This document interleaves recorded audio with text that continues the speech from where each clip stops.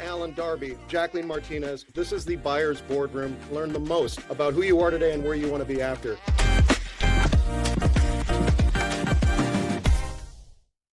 Welcome back to the Buyer's Boardroom. You've got Jacqueline and Alan here today. How are you doing? I'm doing good, Jacqueline. Good to see you. Good to see you too. Yeah. Coming up on the 4th of July. Looking forward to the fireworks. Right. All the stuff. Now, we'll see how my puppy does for all the fireworks. Oh, yeah, that's right. He's a cute little thing. He's growing like a weed. I know. Yeah, she is. Yeah, loves that kibble. Well, good. Well, I'm so excited to be back today. We have a fantastic guest pulling back the curtain on one of the most misunderstood parts of the sale process, which is how buyers evaluate a seller's P&L during due diligence. So it'll be really fun. Yeah. This is right up your alley. So this is what you spend your time doing every day at Valeris, is the fun part, looking at P&Ls and figuring out what goes where. What a nerd, but I do love it. And my fellow nerd on the show today will be Jacob Vick. So he's the senior director over at Beacon Pointe on their M&A team. He's been with them for years and years. We've had the pleasure of working with him and Jack Cooper, Matt Cooper, everyone on the team there on, I think, 7 or 8 transactions in our history.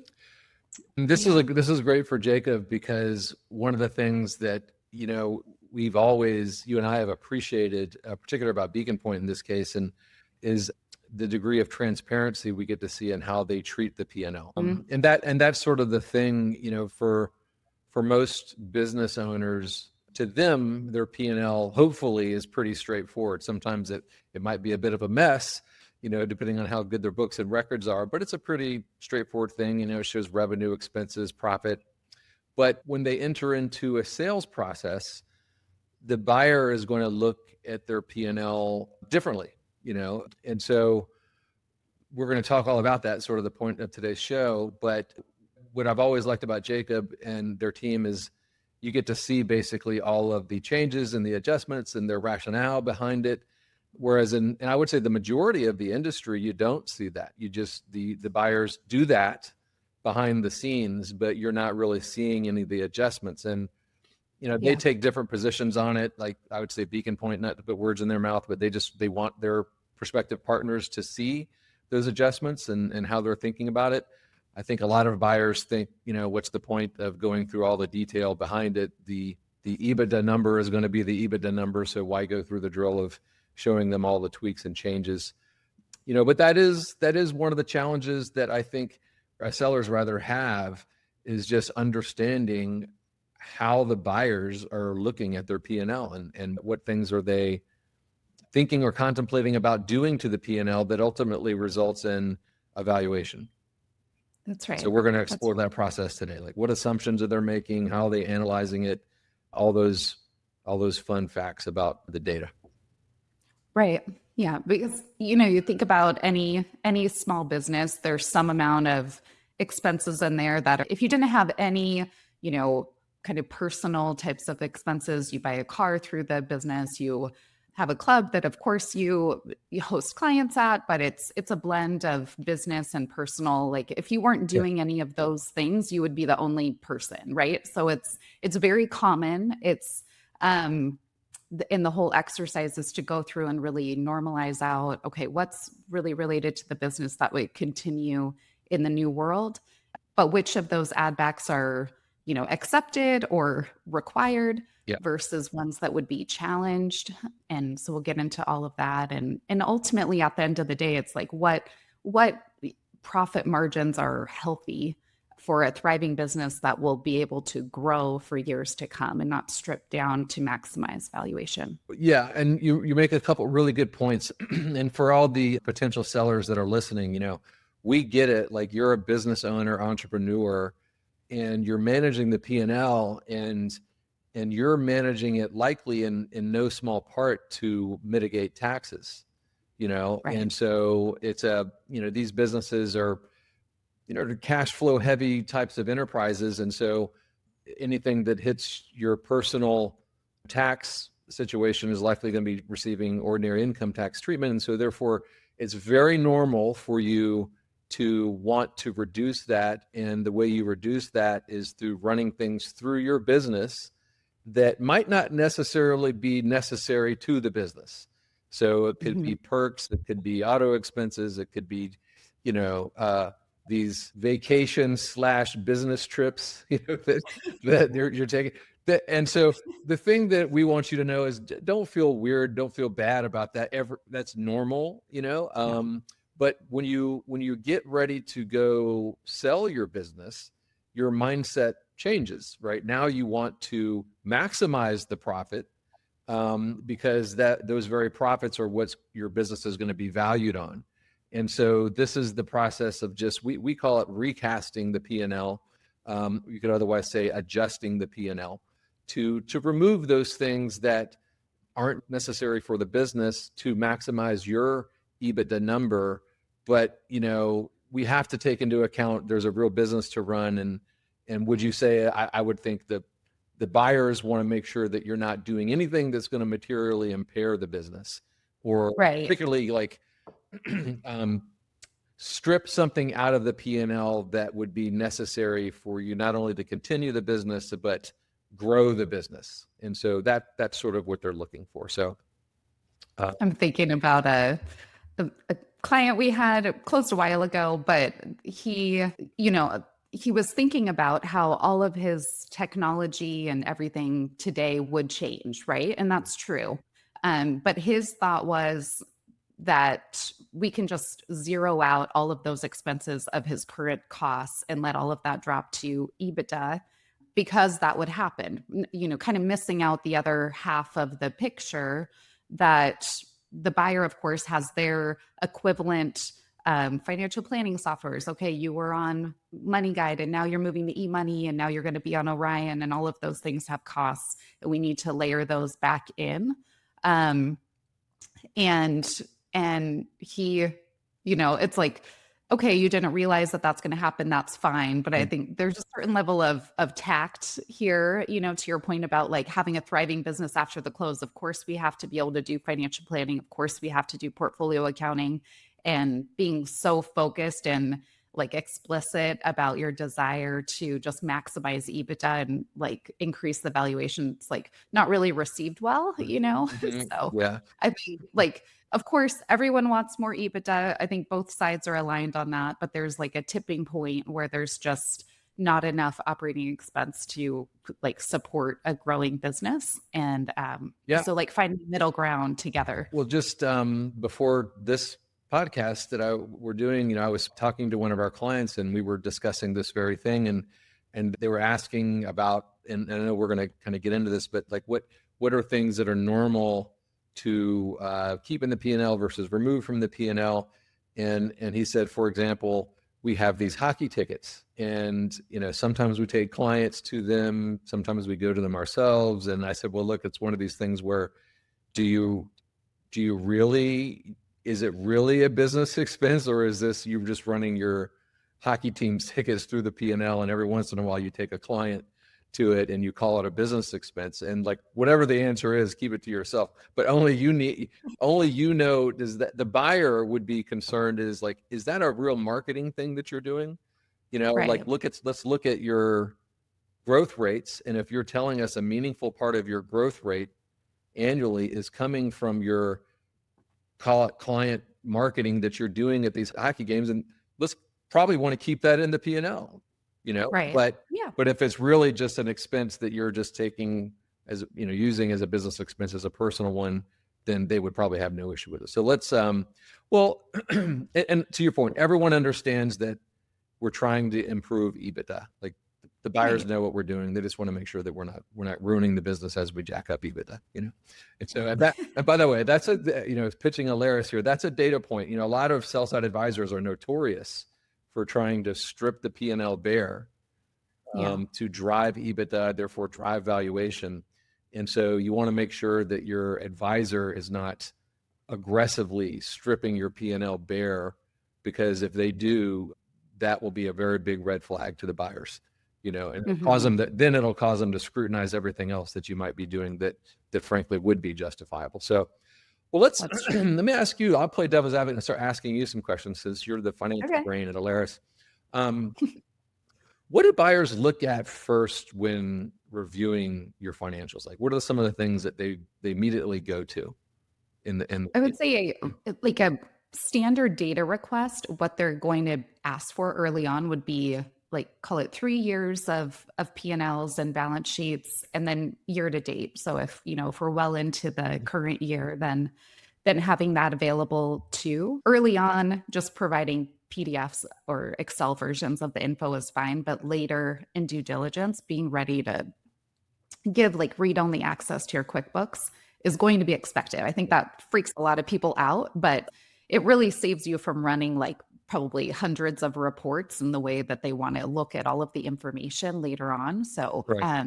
being ready for that, and just knowing that that's not weird and it's only read only, that you can't like do anything. And then from there, like I would say, I wouldn't go back in time and redo things, but we've had clients over the years that they've changed accountants in the last few years, maybe even every year. And so then the chart, all accountants like to have their own chart of accounts. And then, so if it's switching every year, that starts to get complicated too. Mhm. So I wouldn't like go back and restate anything over it. But I think if that happens, then just being ready to help with the mapping of what means what year to year. Yeah. Well, so it's Yeah. fair to say, like, I know when we start with our clients, we don't know what form we're going to get their financials in, so we've gotten PDF files, we've gotten CSV, Excel files, we've literally gotten GIF images of financial statements, Tell so napkin. yeah, and we have to go recreate them in some cases. So, I mean, you would kind of start there, but you would say gradually as you move through the process and you get closer and closer to formal levels of due diligence, that their access to data, the detailed granular data, the support data, like at the beginning, like you're giving them a PDF, here's my P&L. Right. But then at some point they're going to want to verify and confirm the numbers behind that. How do they do that? Like, what's the process where they say, okay, here's your P&L. We take it on the surface, but now we actually have to go confirm these numbers. Is there a procedure for doing that? And when does that happen? So typically, once you've signed an LOI, like the LOI will be based on that surface level information. Maybe they're getting into the transactions, but sign the LOI based on that and that level of information. And then usually somewhere in that letter of intent, it's saying, we will do deeper diligence, and for at least all private equity backed RA acquires in the space, you would have a quality of earnings. And quality of earnings is where you're giving the QuickBooks or whatever system access, but then you're also giving the bank statements because they want to be able to trace through, okay, you said that you billed your clients, $1 million for this quarter. Do we see that coming in from the custodians on the bank statements? And how does that tie to the financials? And just make sure that the whole path of the billing matches up from, at the client individual account statement all the way through to landing in the corporate bank account, essentially. Yes. And they'll An do audit. that for all major items. Yeah. So it's like an audit, basically. So it's a Exactly. bona fide audit. Yeah. Yeah. This is something, we really didn't plan on as a talking point, but I wanted to share because it just happened to me with a prospective client, is that, they had a conversation with a buyer that, people are calling them all the time, like everyone is today. And they asked them for some financials, a high level review of their financials, like call it a 1-year P&L PDF style version. And they immediately turned an offer back to them based on that P&L. No back and forth adjusting or anything like that. It's like, here's your PDF, here's our offer. As a reaction to that, like, what would you say to that seller to maybe caution them about signing an LOI based on an offer done in that fashion? Like that quick offer. The quick offer. I think there's a high potential that they've left a lot of money on the table in the offer because there's some core things about how valuations are done. Of course, we talked about expenses that may drop off to boost EBITDA.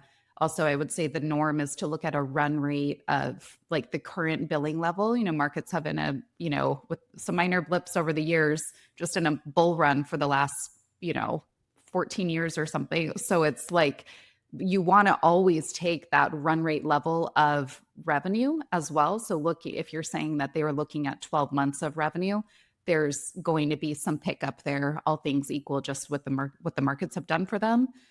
And then also we really focus on, okay, what is a normalized level of owner's comp to reserve in the P&L for you going forward? And that's a negotiated point. That's right. And so all of like those three things together, that could mean a big difference in valuation. And if they're just basing it on a 12-month level without all of those things factored in, it's highly likely that they can get more. I'll even go a little bit more devious intention than that. Is what's often associated with a letter of intent. Well, most letter of intents come with a standstill provision in there.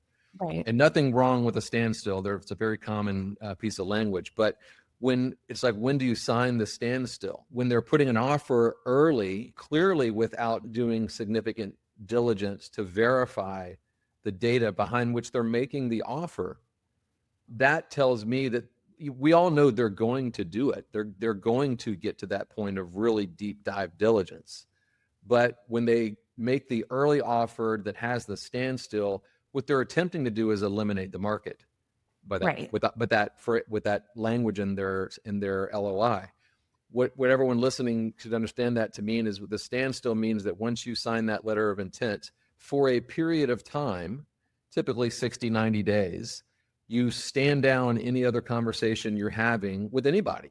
So no bankers involved, no M&A advisors, no other buyers at the table. They're basically eliminating the market so that they can be exclusive with you, and really develop the relationship, develop the rapport, get you to fall in love with the deal.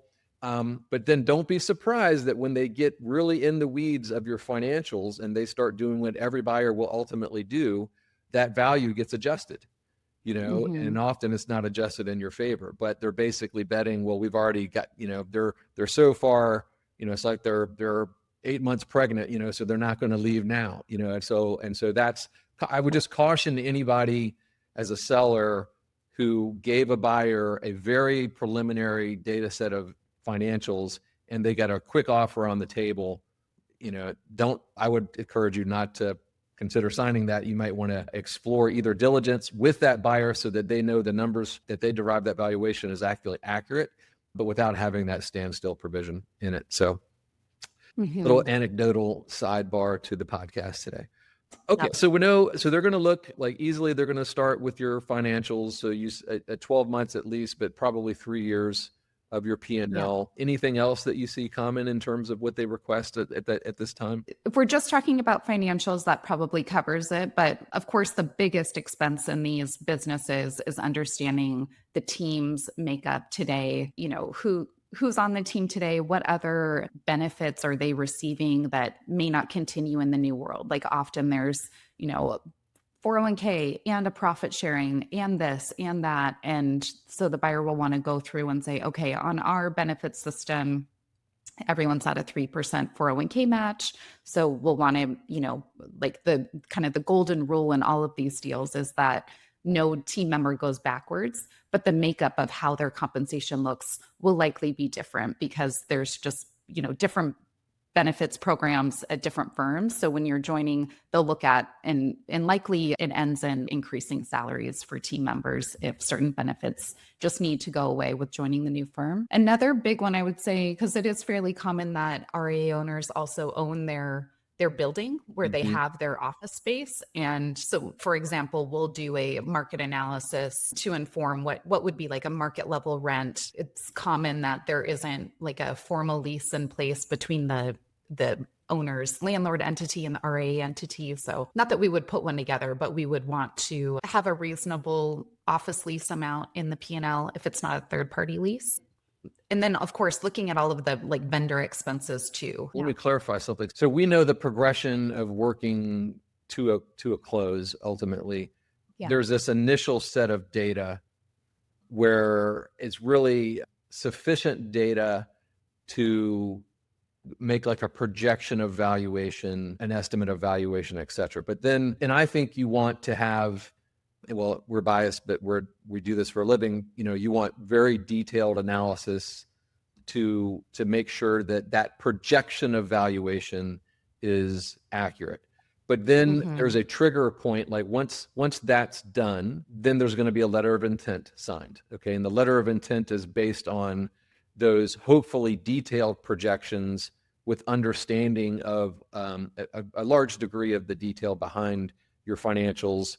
Of course, we know the other things like client segmentation, staffing, operations, all the rest.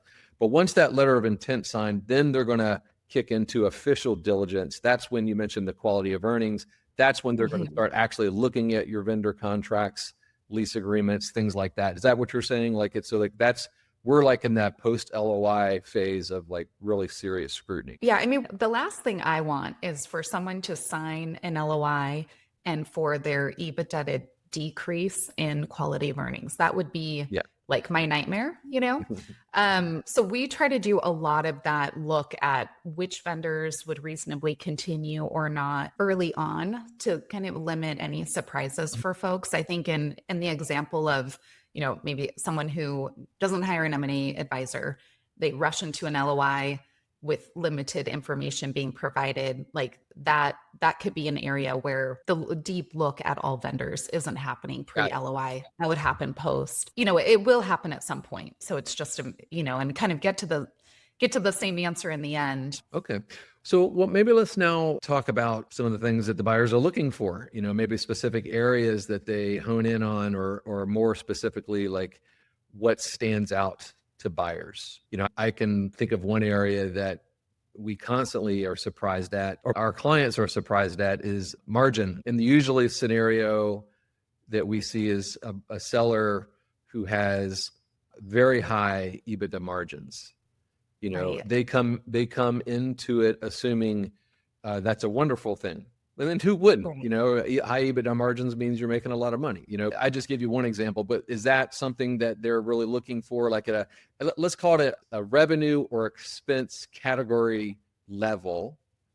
What are some of the things that the buyers are evaluating quickly to like ascertain these are areas we might need to dive into? Right. Like just a quick. Yeah. Start with revenue. Like what as a category revenue, like what are some of the things that the buyers are going to quickly evaluate in your revenue line items?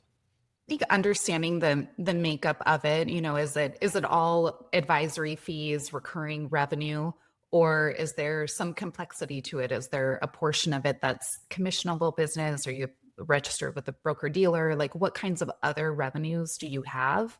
In the example of like, we work with a lot of folks who have like, call it 90+% advisory fees, but then there's some legacy broker dealer revenue too. I would say if the non-recurring commission, so not trails from old VAs or something, but if there's a lot of new commission business and that's over like 5 to 10% of the total revenue, that would be looked at a lot closer just to understand what could even eliminate a buyer if you're definitely. Yeah. So revenue sources, let's say, and distinguishing between recurring revenue and non-recurring revenue. That's an easy, bright line. Right. Recurring predominantly is your fee revenue, but it could also be trail commissions if you had that kind of business. So there's just, what is your sources of revenue? And then if you do have, well, I could say like broker dealer revenue, even though it's recurring, if it were a substantial part of your total recurring revenue, that could be certainly a red flag they want to scrutinize. Like, are you really committed to the fiduciary standard, which would be evidenced by a true fee-based business, or if half your business is still trail commissions from the sale of brokerage products, that could be a red flag, or eliminate them. And then if you have non-recurring revenue, true non-recurring revenue, that's definitely an area that the buyers are going to scrutinize to see, the thing that comes to mind is I've seen a lot of advisors who, if you look at their business, you look at their revenue, let's say they do $2 million of revenue. And $1 million of it comes from fee or trail commissions, and $1 million of it came from the sale of fixed income annuity products or index annuity products, something like that. Yeah.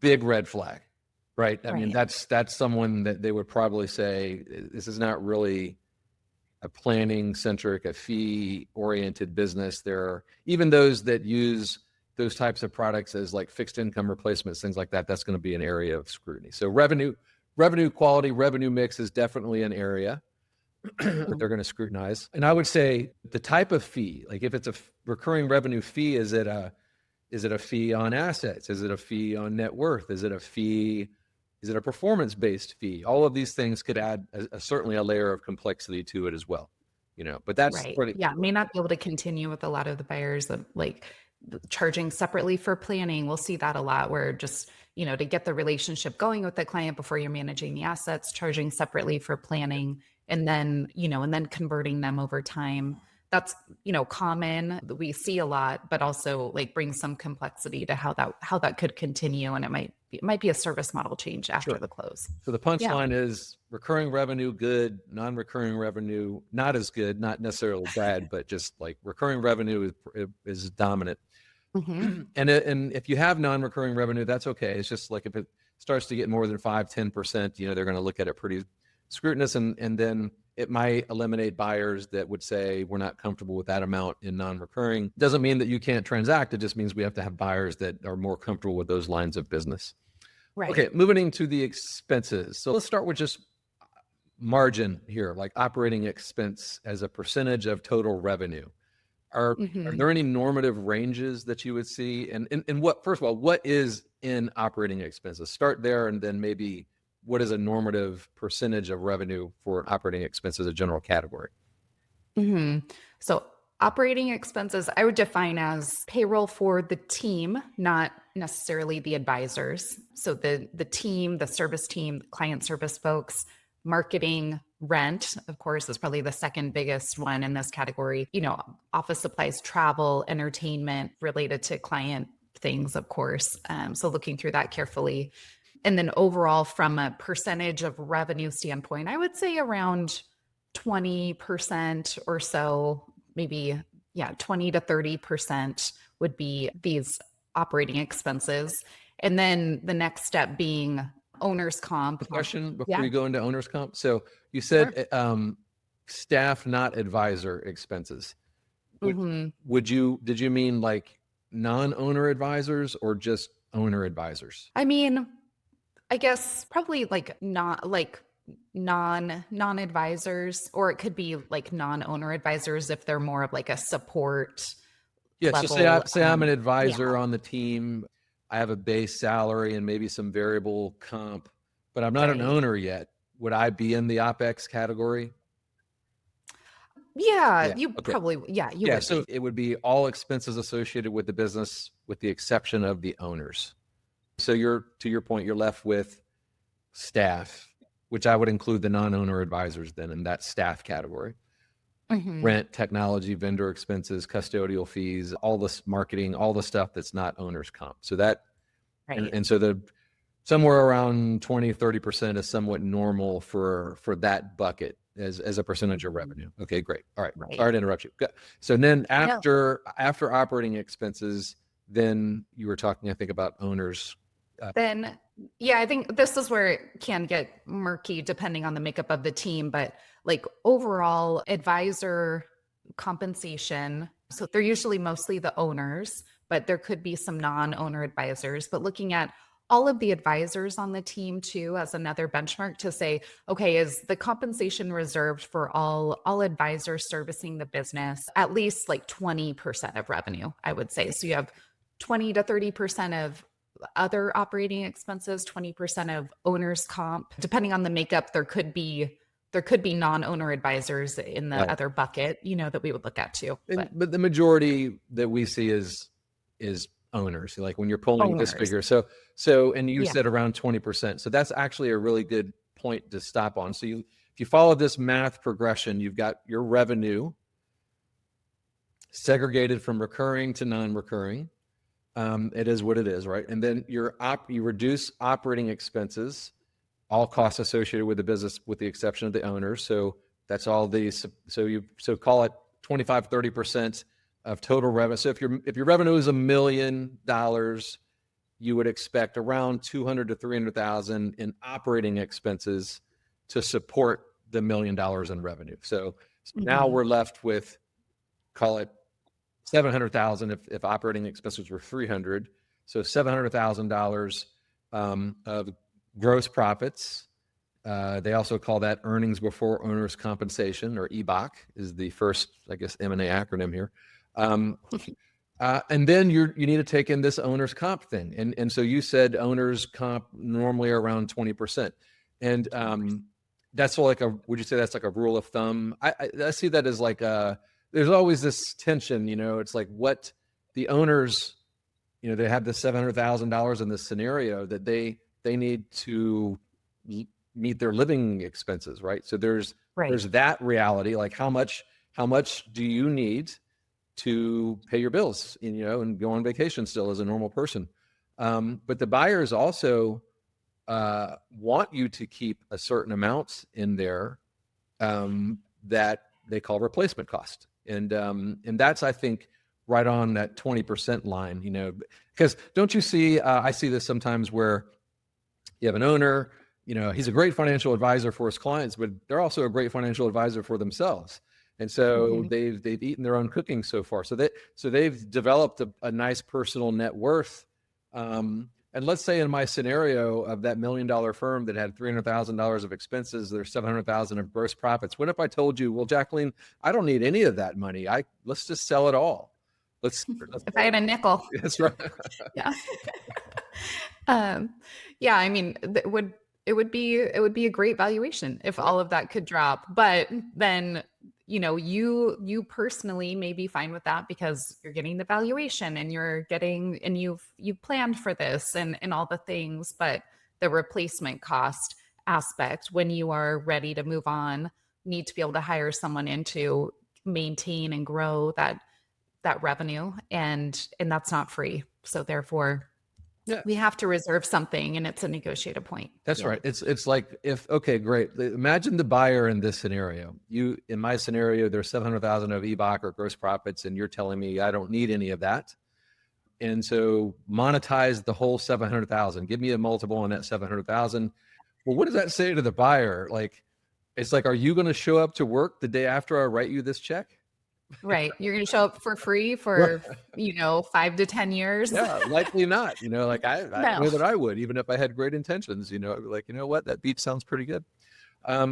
So that's what you're saying. It's like I said from the seller perspective, most need to keep a certain amount to meet their living expenses, but the buyer is going to say, look, we have to hold enough in that line item that if something happened to you, whether it was you just walked off the job, something catastrophic happened to you, an illness befell or something like that, we've got to be able to hire your replacement. And to a degree, it's a market negotiated thing. It's cheaper to hire someone in Fargo, North Dakota than it is Manhattan. But ballpark rule of thumb, around 20% of gross revenue. Yeah, somewhere in there is going to be what the, let's say a minimum requirement is. Minimum. Yeah. Yeah. Okay. And many buyers have like standard schedules based on your revenue level or some metric or fixed percentages, and it's just really not negotiable. So I think being ready for things being like, this is how it is here. All advisors are on this grid. Yeah. And and it's a normal thing for an owner to say, like, look, I just don't need that much money. But you've got to also be respective that they're preparing for when you're not there. They have to have a business that supports itself, and so they just can't monetize all of that. But it's an understood negotiating point. If you were going to try to negotiate for lower than 20%, like, my opinion to that is you better have solved the succession transition issue already. I can give you like one scenario where I could see it's a plausible thing to argue for less than 20% in retained owner's comp. It's like, I'm leaving. I want to go to the beach. So I am selling this business and I'm truly exiting. And I have this Gen 2 team behind me that we started the client transition with 3 years ago. Right. And so what that means is I'm not necessary for this business anymore. I've already handled the transition, and that comp that you're referencing holding for me in something, in the event something catastrophic, I've already handled that transition. Like Right. if I got hit by the bus, it wouldn't affect the business at all. And therefore, I might argue for lower owner's comp, but to your point, those new Gen 2 advisors are now stepping into that 20% pool. Right. So where we're at. So we have 100% of revenue. We've already backed out 30% operating expenses. We've backed out 20% for owner's comp. So that, if my math is mathing, that's 50%. And so there's Well done. 50% left over. What do we call that 50%? That would be the sellable EBITDA. So 50%, I would say like 40 to 60% is a healthy range of sellable EBITDA where above or below that kind of raises eyebrows and a closer look. But in that range, 50%, that feels right, like at face value. And so that 50% in your example, we're starting with $1 million of revenue. So it's that 500 left that would be applied to the EBITDA multiple and create the valuation on the current business. Got it. So, and I totally agree. 40% to 60% in total profits. That's after the staff and the rent's been paid, the marketing bills have been paid. That's after a servicing advisor, typically the owner, has been paid, to service and grow the business. That's the pure profits of the business. So 60% is normative. So let's say, to my point earlier, I walk in the door and say, Jacqueline, hey, guess what? I've got this phenomenal business. I'm so great at running my business. We're so lean and mean. We use technology. I'm just a great operator. I'm running at 85% profit margins. What does that mean? What would be the expectation of a reaction from a buyer?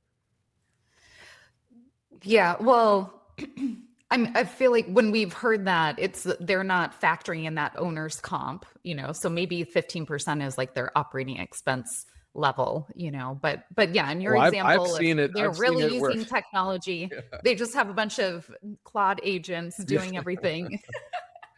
I mean, that would be interesting to see that, but I've seen it. Like I've had people, we've had clients that came in and even factoring in, albeit a modest level of retained owner's compensation, something below the 20% that we're speaking to.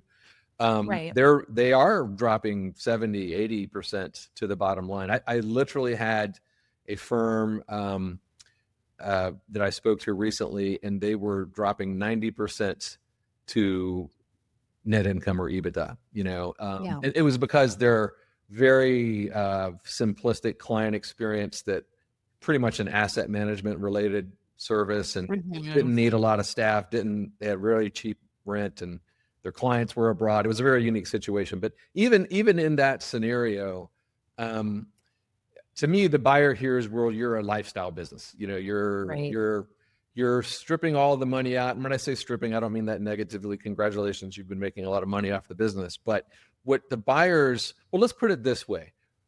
Industry-wide, what are RIAs growing at, net new assets? What would you say their average growth rate? I think they quote like 2 to 3% is the average, like excluding market activity. Okay. Yeah. And so that's a well-known data point. RIAs are growing at around 2 to 3% net after removing the market. What are you seeing in terms of buyer growth rates comparatively? And these are the 20 billion, the 50 billion, the $100 billion plus firms. What does their organic growth rate look like? I mean, most of the time I would say at least 10%, and that's excluding all of their acquisition activity. That would be you add that on top of it, their total growth rate is in the 20s, high teens, 20s. Right. We've seen it as high as 40s, and so so you must ask yourself the question, why is the majority of the industry, because I would think it would be harder to grow as a larger firm, because you add if you're a $100 million RIA, growing at 50% is adding $50 million. If you're a $100 billion RIA, growing at 20% is really hard.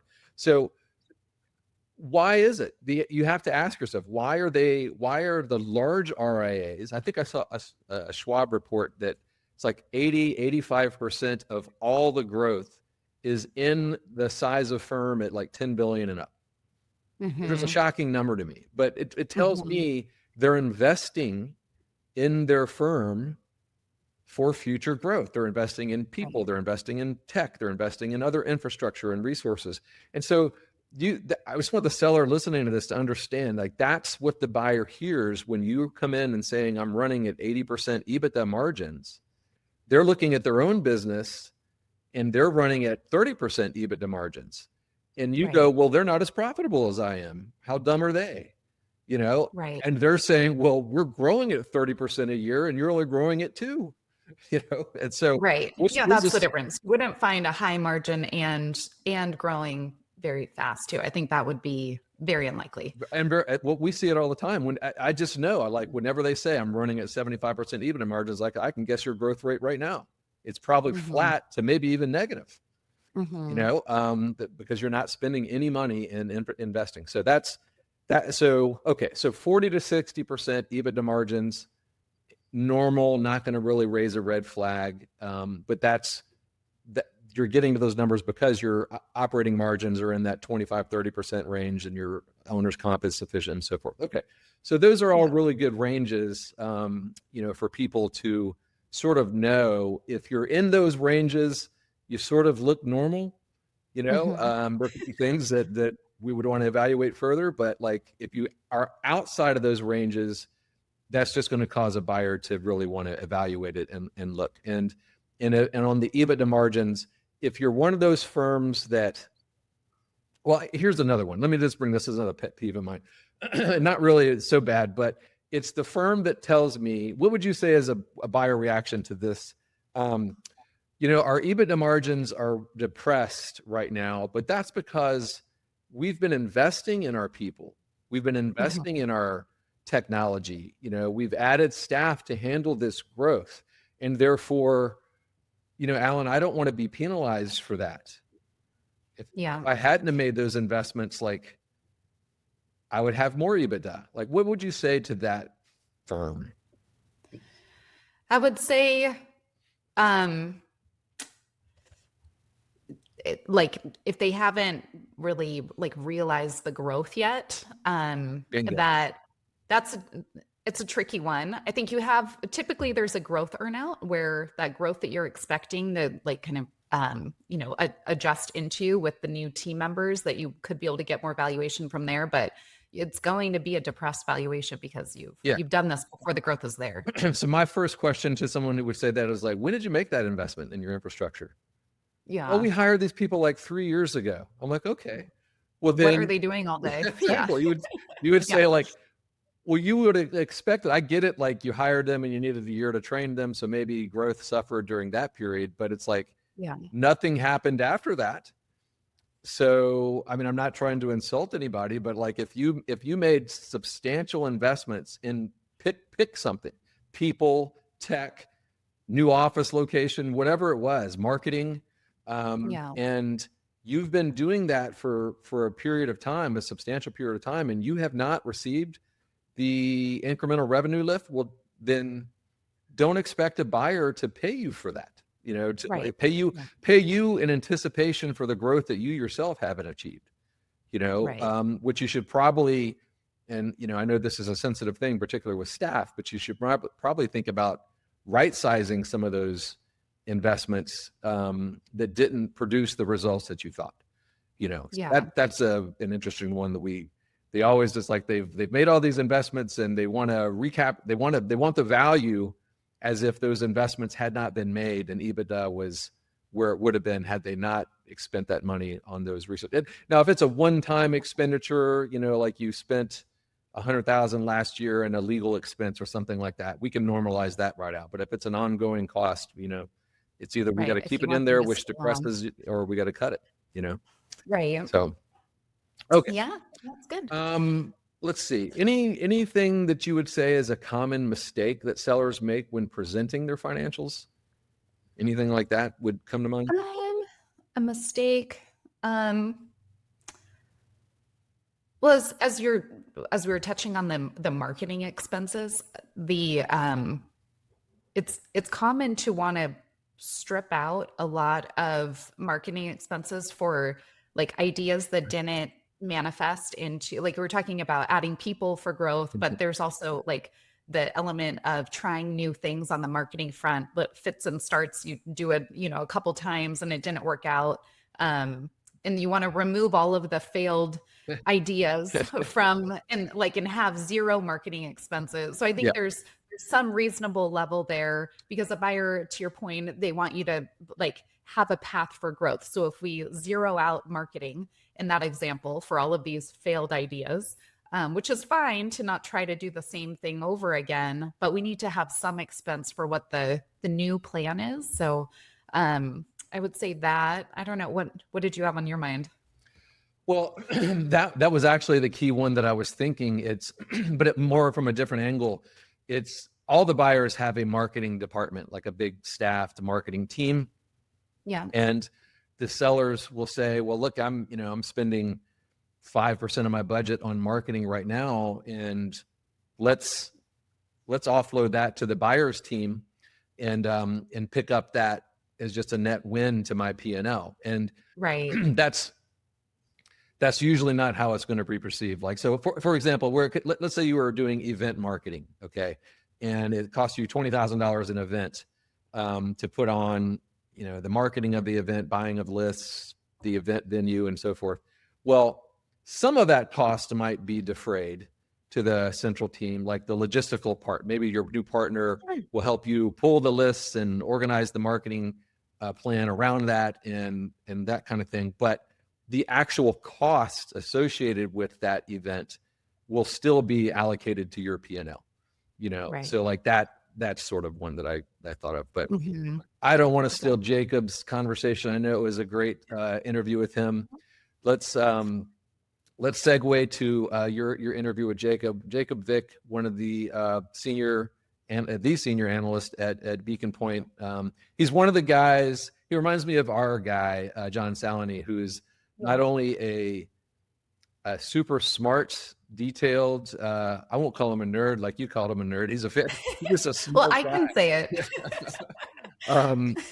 But he's wonderfully. Well, he's able to communicate. Like, he's really good at talking and explaining the ins and outs, the whys behind all the numbers. So I'm really looking forward to the interview. Yeah. All right. We'll be back in a bit. I'm joined here with Jacob Vick of Beacon Pointe Advisors. We're so happy to have you on. I know we've had the pleasure at Alaris here of working with your team on a number of transactions over the years. And now you guys are at 61 billion roughly of assets under advisement, 85 locations, hundreds and hundreds of team members. And I know we always enjoy working with your team on transactions too. So thank you so much for taking the time to join the podcast today. Of course. No, it's been wonderful working with you guys over the years. Very excited to be here. And I live and breathe kind of this area every day. So always exciting to get a chance to share and see where I can be helpful. Yeah, absolutely. Well, that said, so I know I worked with you on all the transactions that we worked on with Beacon Pointe, but like in a given year, how many opportunities are you looking at, and how many of those really get to the finish line, either, from your discretion based on like approvals and really getting through to the final mile? Yeah, it's been definitely a very exciting and active number of years. It has been interesting, even with some market fluctuations at certain times. Like, the activity level has still definitely been there. So from I would say active conversations, like where our pipeline's always sitting, are typically around 30 to 45. I'll call like active conversations, where there's some level of active dialogue happening, and we're working towards a potential LOI and close of the transaction. I think last year we have over 130 deal folders of, we got something. We were working on some level of materials together, and ultimately ended up closing on 16 of those. So just to give you a sense of kind of the funnel, 130 down to 16. So there's a lot that we've got to work through and find the right fit for. Yeah, absolutely. And I always appreciate like Beacon's, everyone that our prospects interact with at Beacon. It comes through loud and clear, the focus on culture, getting the fit right, our types of people, like more of that entrepreneurial spirit where you have the depth and breadth of all the resources at Beacon Pointe of, institutional level, investment quality, estate planning expertise, so much to offer. But at the same time, advisors have the discretion to pick and choose how they want to use all of those services with clients to meet clients where they are. And it's like a more flexible model. And that's really resonated with a lot of clients that have come through the Alaris process at a minimum.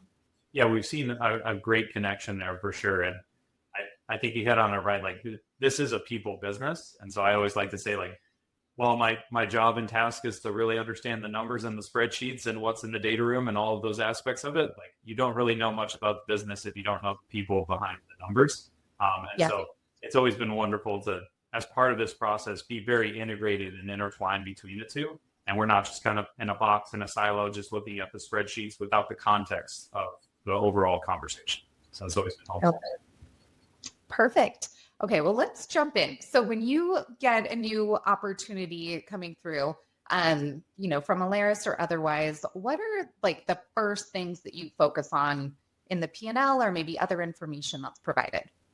Yeah, so I think the first kind of flow of the logic, if you will, is, we're looking at size and scale. So just a quick sense of size of the operation from an AUM and revenue perspective. Right away, it's then what is the team that's supporting that size? So what's the team structure? What's the number of advisors, as well as the size of the maybe client service or supporting team? And then how is that firm grown in the past? So the organic growth rate. So I would say it's kind of a quick glance at just P&L, get a sense of sizing, but then very quickly trying to understand the team structure and what's the makeup of that, roles and responsibilities, kind of everything that's been included there in terms of the materials.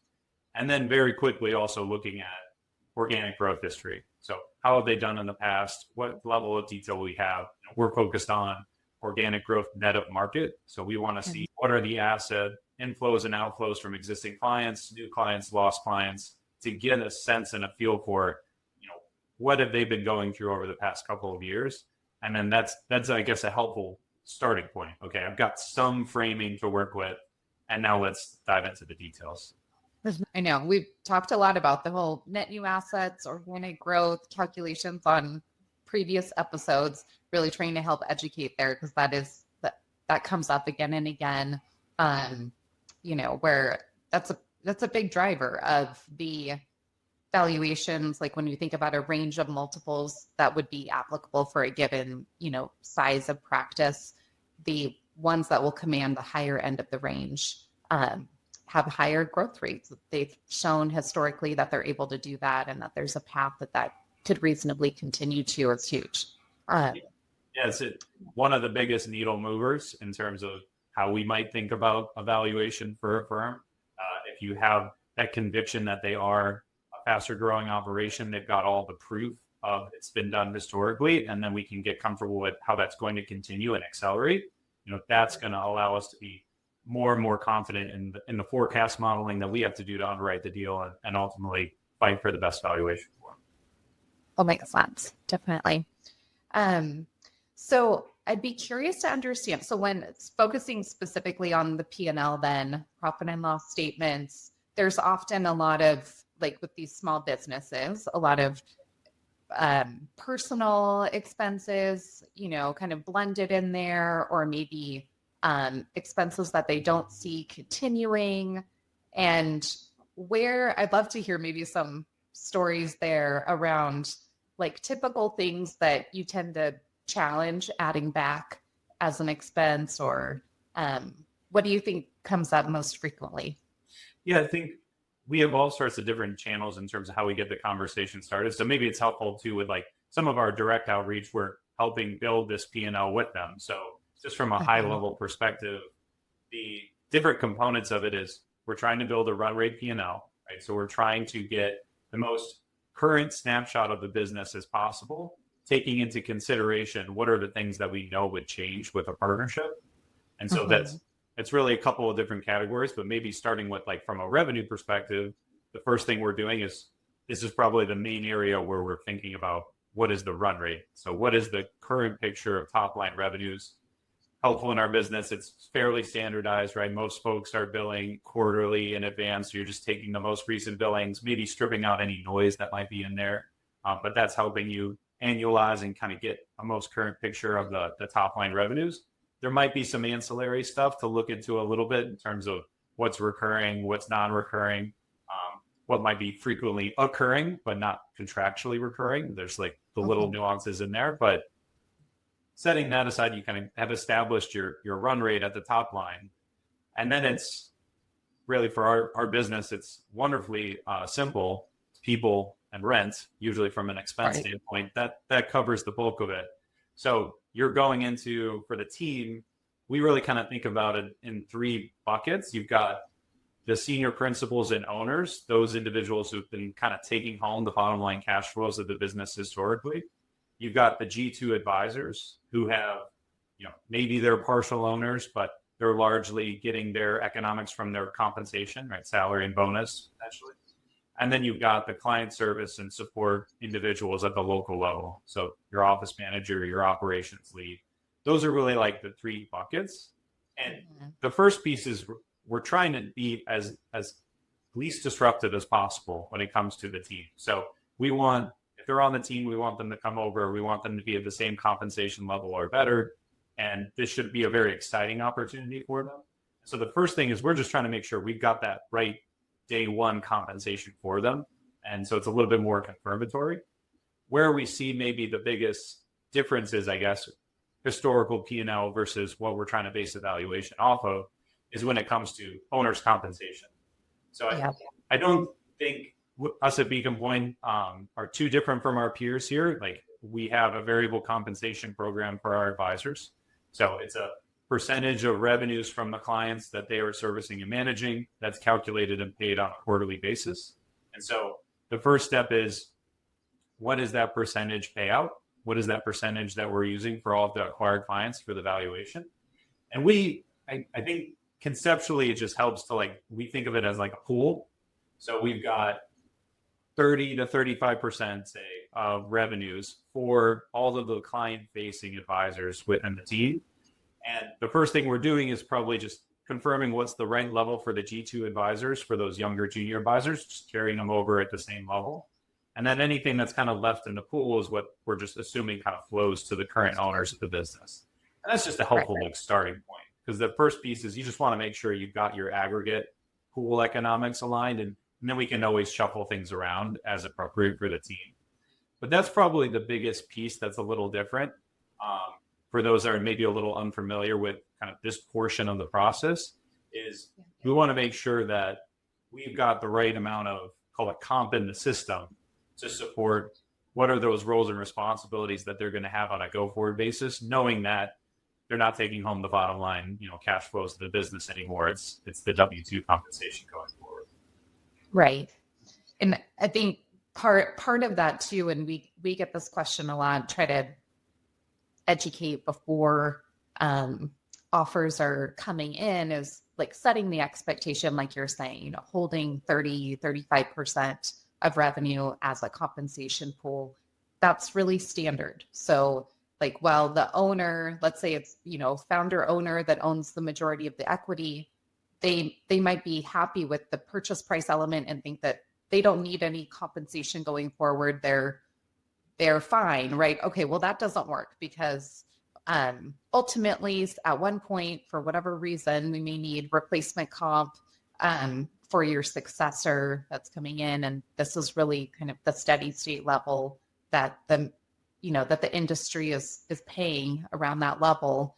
So it doesn't work to zero that out and have it all drop to EBITDA at, the deals multiple and all of that. Does that come up on your side when, on your self-source deals too? For sure. I think that is kind of the way that folks think about it, is just what's the compensation level that I'm comfortable with as the seller going forward. And it's definitely part of it. We want to make sure that that's not misaligned. But the bigger piece is this is very much a long-term business. So at these elevated valuation multiples, we are thinking that these are clients and revenues that can continue on far, far into the future. At some point, those clients will be handed off to another advisor. there is a retirement date, even if very far out, eventually does come. And so we just want to be thoughtful about when that transition is going to happen. Some maybe a little sooner, some maybe a little later. Do we have the compensation, the expense kind of baked into the P&L to be able to support that? Because if you've got some misalignment there, it's just going to create a ton of friction. And ultimately, this is one area, like every buyer is thinking about this. Every potential partner, whether it's explicitly in the P&L or not, they're thinking about what that cost is going to be if their program is different from the level that you're including in the run rate P&L. Absolutely. Oh, that makes sense. Okay, thinking more broadly about like operating margins or like profit margins of these businesses, what levels do you think like would be received by your team as like being healthy operating margins, or maybe a concern? Like, is there kind of a tipping point where eyebrows start to raise?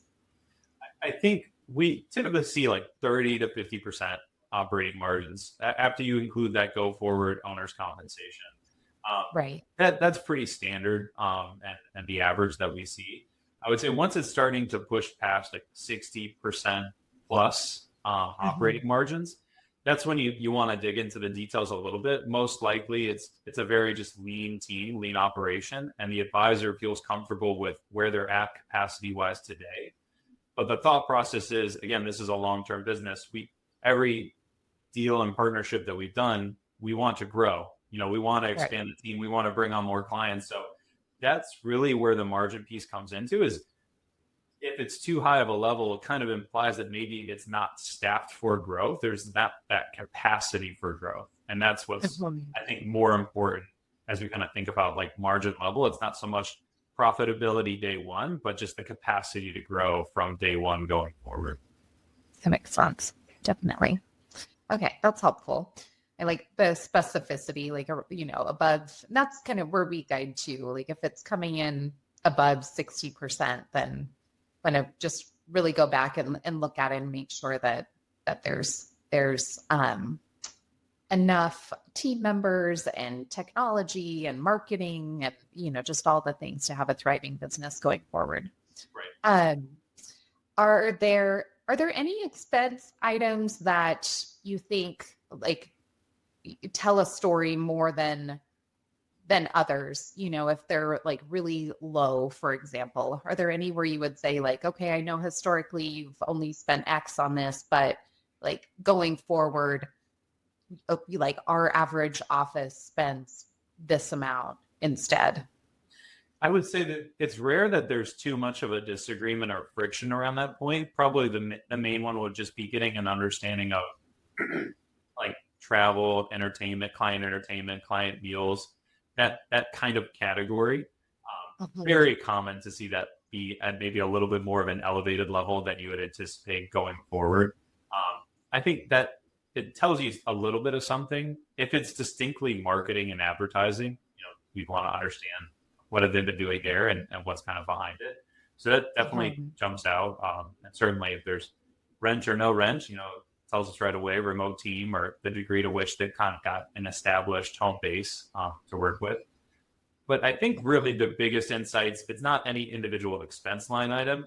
It's really, we spend a lot of time looking at that census and the team structure and who are the individuals, what are their roles, what's their compensation level. Like that's probably where we spend the most amount of time, just like looking at it and trying to understand the business. Yeah. I loved what you said too, like, and this is consistent with like every buyer in the industry that we work with anyway, is like the golden rule is no one's going backwards in compensation. The goal is like everyone is set up for success, coming in happy and, and really looking holistically at all compensation that's received today, all benefits. Like there will be changes to how exactly things work in the new world and merging in with Beacon's benefit structure, but that would all be taken into account so that no one feels like they're going backwards. And so I love that that's a priority. Yeah, it's going to be really challenging to make a partnership super successful by having that all run off of cost synergies and cost savings, right? That's not really the lift. We're trying to position and empower that new team that's joining us to help them grow. That's really where we're going to get all the benefit and make all of this math together work. So that's always where our lens is what are the growth synergies that we can kind of unlock with a team as opposed to changes to the team itself.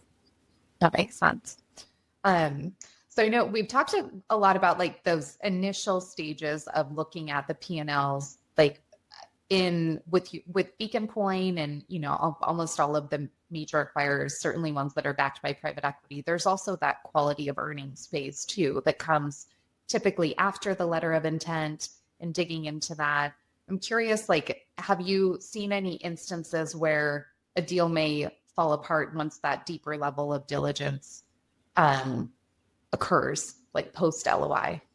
We've never come across something like that. I think what helps is that we at least like try to stay a step ahead in the sense of spending a fair bit of time diving into the financials and the P&L and making sure there aren't any surprises. And if anything, we're uncovering additional savings and additional things that are going to increase EBITDA and increase the valuation as part of our next phase. I think this is maybe just a fundamental different piece within our industry is the other side of the table that you're working on this transaction with isn't going to ride off into the sunset after the closing, right? This is going to be, in most cases, your partner for the next 5, 10, 15 years. And so it just makes this all kind of a wonderfully transparent process, frankly, where we shouldn't really be arguing about anything in the financials or in the numbers or in the Q of E. Like that should be fairly cut and dry and straightforward. It's all of the other stuff that's so much more important in terms of finding the right fit. But in terms of our experience going through like Q of E process, I guess we spend a lot of time trying to have a fantastic like and strong jumping off point. So where it's very much more confirmatory than uncovering things. And as we get into the details, we're more striking, okay, here's some professional fees that were in there that won't really continue, or here's some additional software that we figured out what the replacement will be at Beacon Pointe, and therefore let's get those savings. So I would say for the instances where we've had an update going through the diligence process, it's been to the positive, where we're able to uncover those. Okay, here's the updated EBITDA. Let's use the same structure, and the valuation actually increases as part of the diligence process.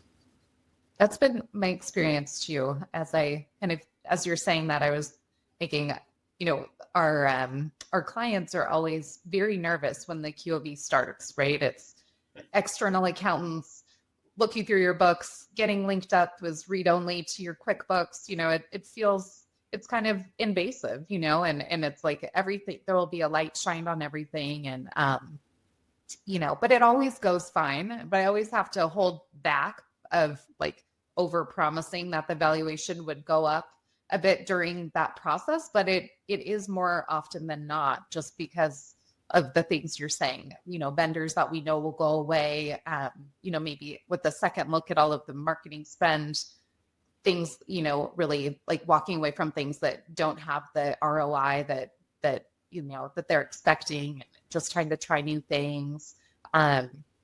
So no, that's helpful.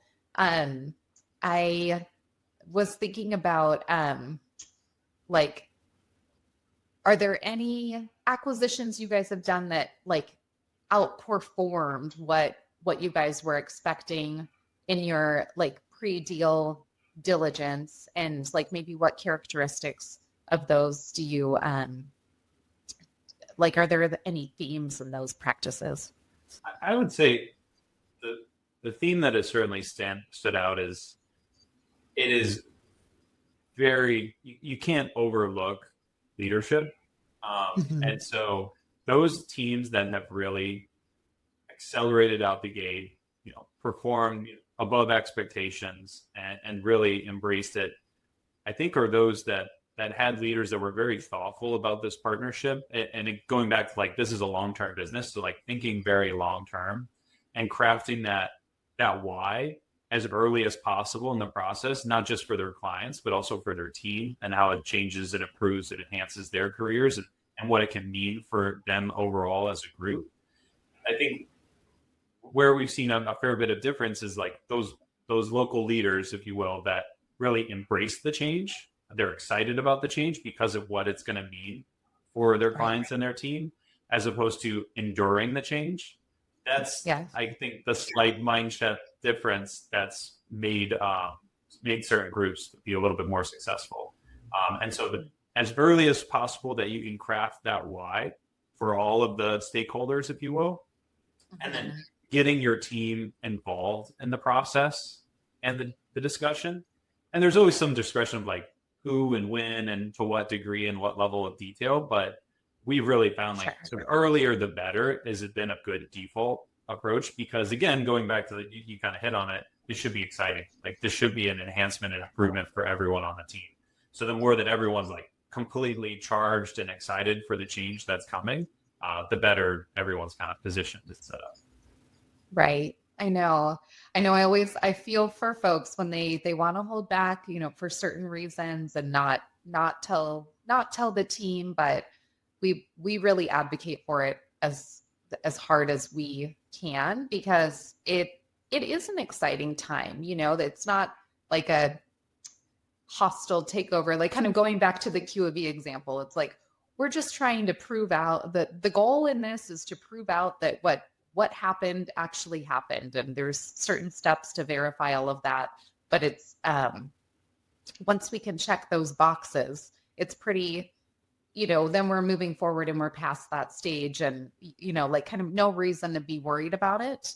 I've never had a deal fall apart like during that stage. It's just always, it's a process and it's tedious, but it's fine. And same thing with telling the team this, we're past, like the us and them stage, and we can just all be excited together and focusing on like what's the best outcome for everyone involved, as then they can be involved in diligence, and they can, start being involved on calls to meet like all the members of the Beacon Pointe team and get their questions asked directly and, engaging and just feeling the culture and the transparency and like, all of those things. The sooner that we can get to that stage, the better.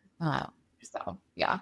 And it is funny seeing the partners then on the other side of it, right? We're at the next partner summit, all getting together, and they've now on the other side of going through this whole process. And like that you hit on it, like there's some tediousness of the diligence process and getting through that. But then these folks are our equity shareholders and partners on the other side too. And they're thrilled that as fiduciaries, like everyone's going through the same process. Everyone's going through this fine tooth call just to make sure nothing's overlooked. And we're all kind of working on their behalf. Yeah. No, that totally makes sense. And thank you for always having your partner summit 15 minutes from my house so I can pop in for happy hour. We're locked in for many more years. So that's where we're Perfect. Great. Okay, let's see here. Anything I didn't ask about in this stage that you think like would be really helpful for these entrepreneurs to know entering into the process, like maybe things that you've noticed they don't realize, or just to be really mindful of as they're starting? I think the most significant kind of learning area is that owner's compensation. I don't think it's hard to overemphasize it just because of how fundamentally important it is and how it impacts probably your experience in the future. I think it's really important that folks be thoughtful about the level that's set to, especially as they think about the next several years of how they want to maybe shift clients around amongst their team or through other advisors. Want to be thoughtful of, even if it's not a full retirement and succession planning, process. And it's just sort of, it's not uncommon for us to see senior principals that want to shift some of the clients, over to others so that they're freed up to do more business development or, work a little upstream and work with larger relationships. Having the compensation in there so that that's really smooth and easy to do is very important. And we've just seen like make a real difference and create just some tension and just more challenges when it's not at that level where that's very easy handoff and the G2 advisor is super excited to take on all those additional responsibilities. Right. But completely separate from that, I think this whole area of financial analysis and getting the data sort of packaged and appropriately working through it with the potential partners and buyers, it's just such an area where a sell-side advisor like Alaris can be super helpful and just get leverage. Like this, all of this is taking away time that you could, as a potential seller and partner, you could be spending focusing on finding that best fit and the other stuff that is far higher priority for your clients, your team, and then yourself as an advisor.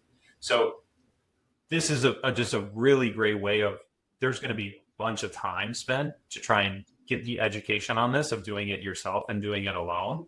You get the complete immediate acceleration at Lyft by working with a sell-side advisor that knows exactly what all of the buyers are looking for and can work with you to package it all up appropriately and really just take that aspect out of your workload and trying to work through everything in terms of finding a partnership.